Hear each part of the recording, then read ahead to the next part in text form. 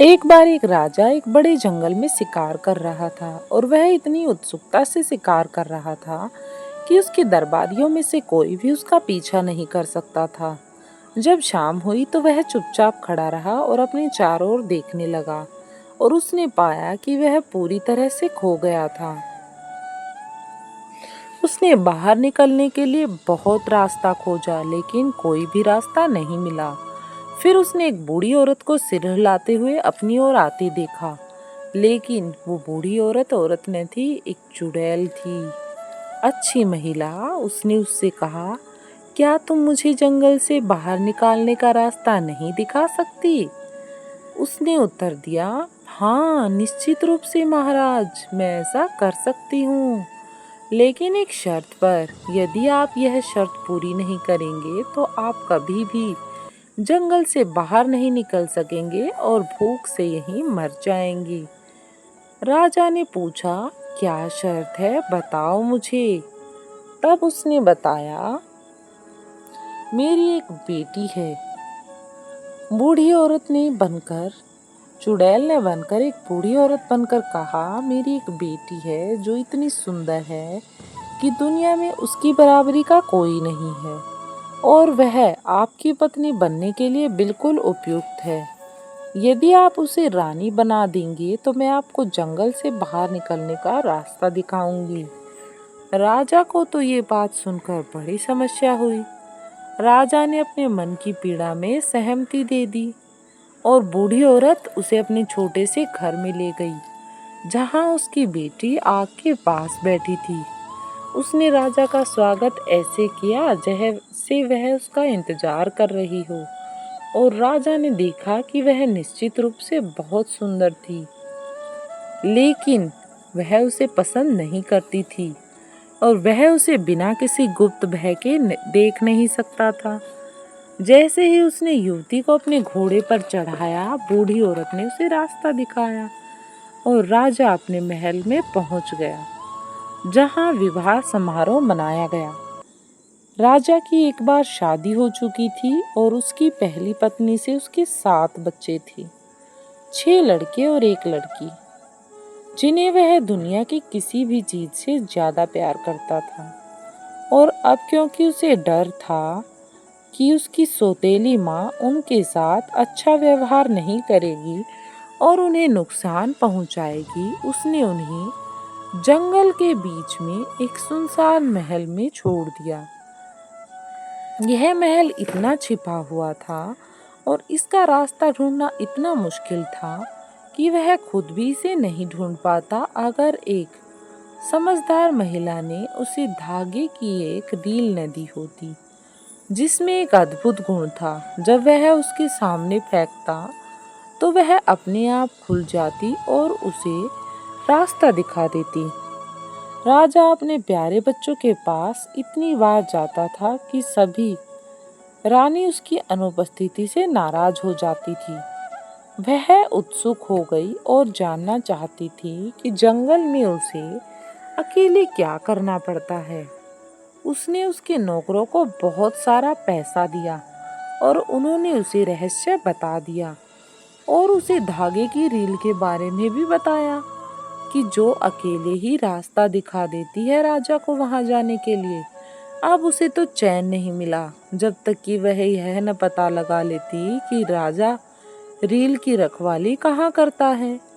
और फिर उसने कुछ छोटी सफेद कमीजें बनाई और जैसा कि उसने अपनी जादूगरनी माँ से सीखा था, उनमें से प्रत्येक में एक जादू सील दिया।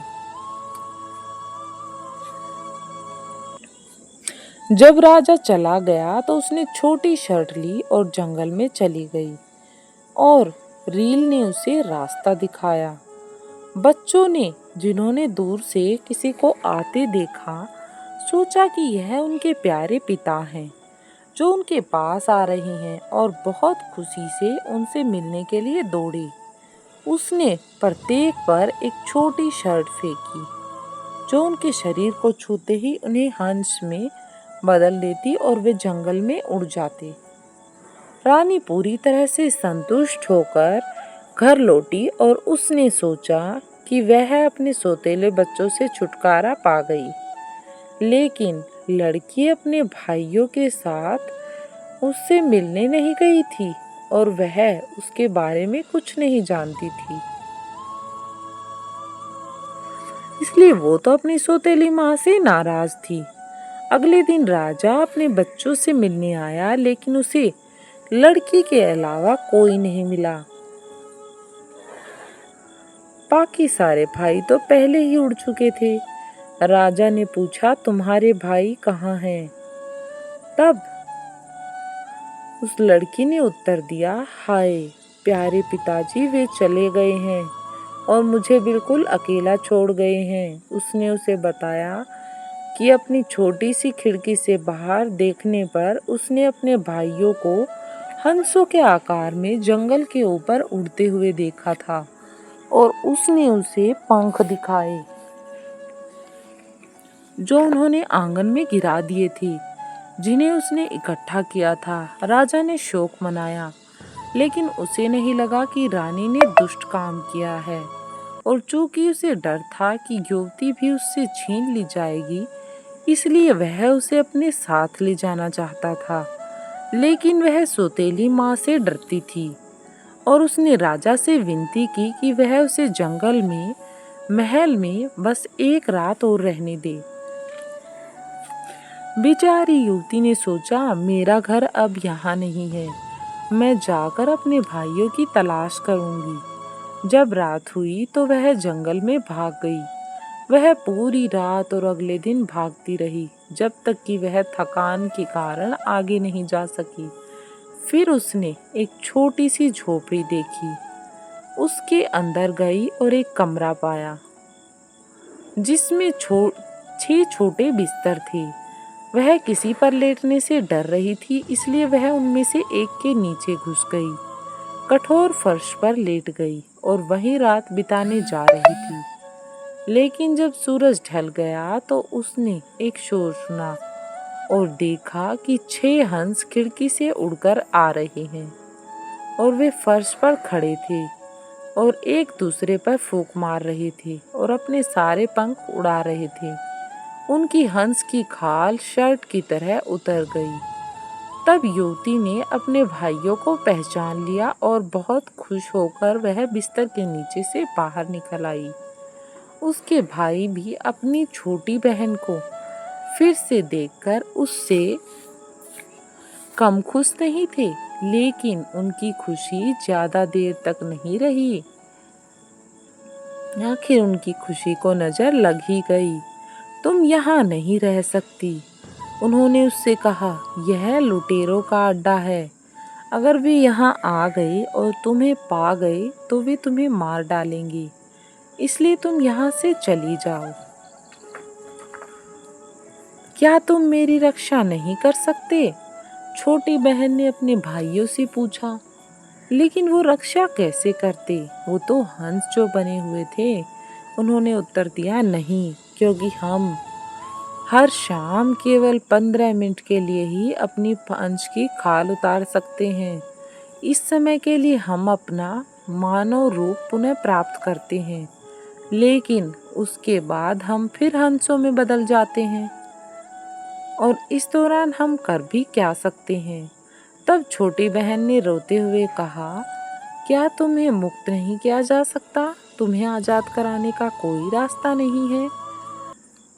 ओ नहीं, उन्होंने कहा, परिस्थितियां बहुत कठिन हैं।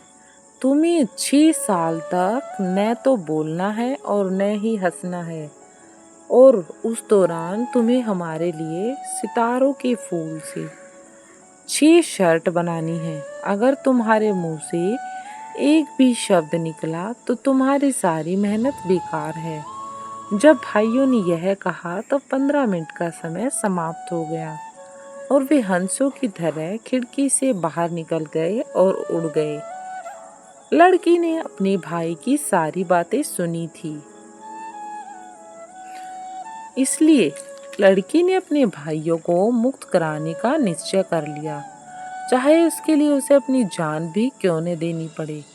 वह झोपड़ी से निकलकर जंगल में चली गई, एक पेड़ पर चढ़ गई और वहीं रात बिताई। अगली सुबह वह बाहर गई, सितारों के फूल एकत्रित किए और सिलाई करने लगी। वह किसी से बात नहीं कर सकती थी और उसे हंसने का भी मन नहीं था, इसलिए वह वहीं बैठी रही और केवल अपने काम को करती रही। वह 6 साल का आखिरी दिन था, जिसमें उसे न तो बोलना था और न ही हंसना था। और अब उसने अपने प्यारे भाइयों को जादू की शक्ति से आजाद कराने के लिए